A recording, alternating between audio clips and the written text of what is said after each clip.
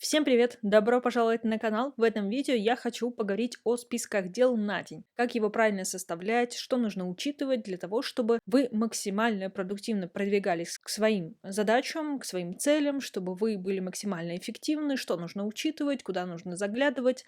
В общем, все эти процессы, все эти точки, на которые нужно обратить внимание для того, чтобы вы самостоятельно сформировали свой собственный план или список дел на день и получили максимум продуктивности и эффективности. И первый шаг является то, что вы садитесь и выписываете все дела, которые как бы зудят. То есть вы постоянно о них думаете, вы думаете о том, что надо не забыть, надо вот еще вот это не забыть, и вот это мне кто-то что-то сказал, и вот это нужно сделать, а еще нужно там постирать, приготовить ботинки, нужно отправить электронное письмо. Вот это все то, что у вас гудит в голове, то, что, в принципе, лучше, конечно, выписывать в течение дня на какой-то отдельный листочек и потом его переносить в ваш ежедневник. Ну, там, скорее всего, не все пункты переходят, но все равно.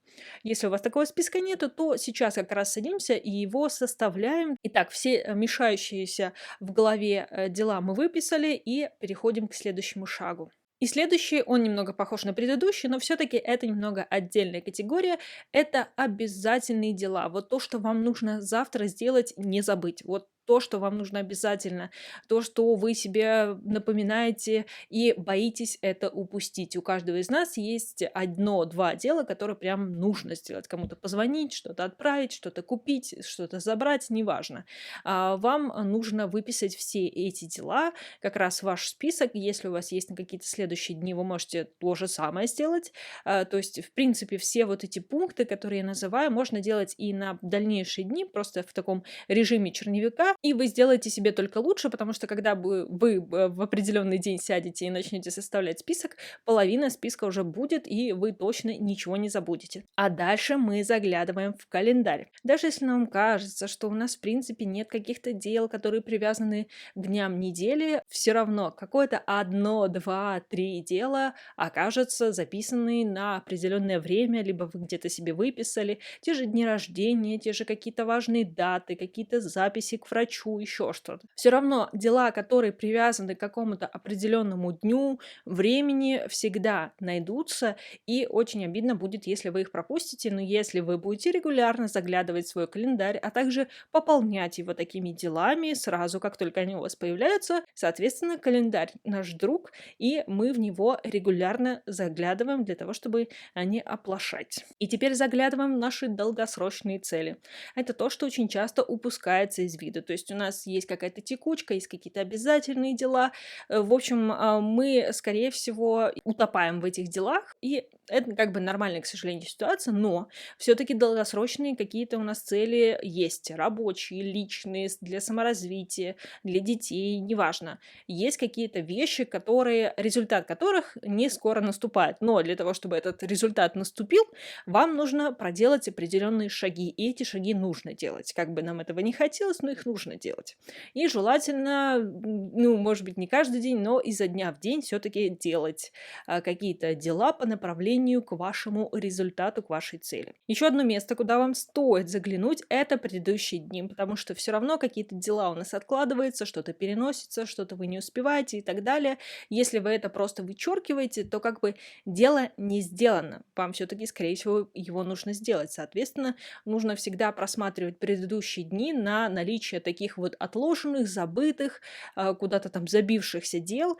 И как раз самое время посмотреть, может быть, что-то перенести, может быть, просто закрыть для себя это дело, потому что иногда бывает, что дело висит, висит, висит, вы его переносите, переносите, переносите, но по факту его можно уже давным-давно удалить, потому что актуальность потерялась, вам вообще это не нужно делать, там какие-то обстоятельства поменялись, но оно у вас как бы сигнальной ракетой такой на заднем фоне постоянно мигает.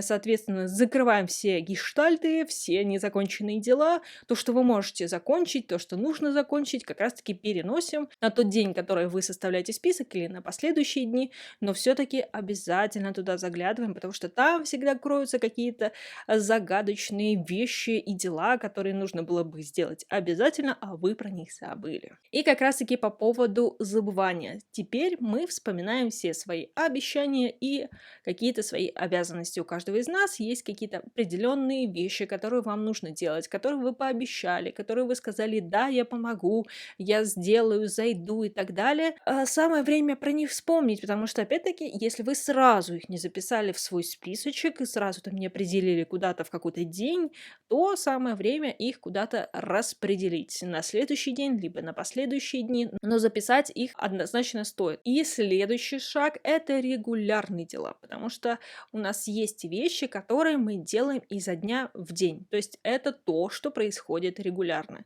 Это какие-то повторяющиеся дела. Это важно прописывать, опять-таки, для того, чтобы вы не сильно окунались в рутину, чтобы вы не забыли про это, потому что, скорее всего, если это какие-то ежедневные дела, они вам помогают, они улучшают качество вашей жизни, они продвигают как-то в целом вашу жизнь, ваше саморазвитие, потому что очень часто это какое-нибудь чтение, это медитация или еще что-то.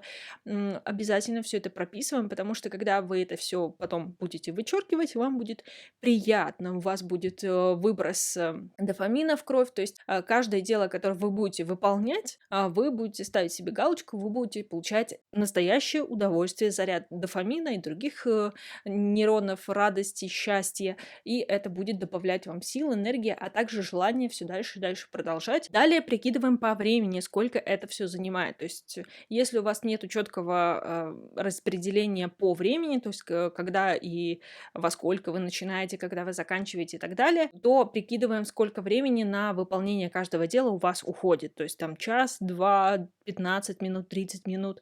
Так вы понимаете вообще, какой у вас объем на день, что вам нужно сделать, как это по времени. Возможно, вы в этот момент будете лучше понимать, как распределить, в принципе, эти блоки, что лучше объединить, как это все распределить. Соответственно, когда вы, в принципе, понимаете, сколько то или иное дело занимает по времени, вы можете лучше приоритизировать, вы можете лучше расставлять и так далее. Следующий шаг — это как раз-таки вычеркнуть одно-два дела обязательно, потому что когда вот мы находимся уже немножечко в эйфории того, что вы составляете свой список дел, он такой классный, вы все продумали, вы молодец, в этот момент начинаются приписки. Это те дела, которые вы понимаете, что вы точно их не успеете. То есть вы надеетесь, то есть у вас есть всего 5-10% того, что вы их сделаете.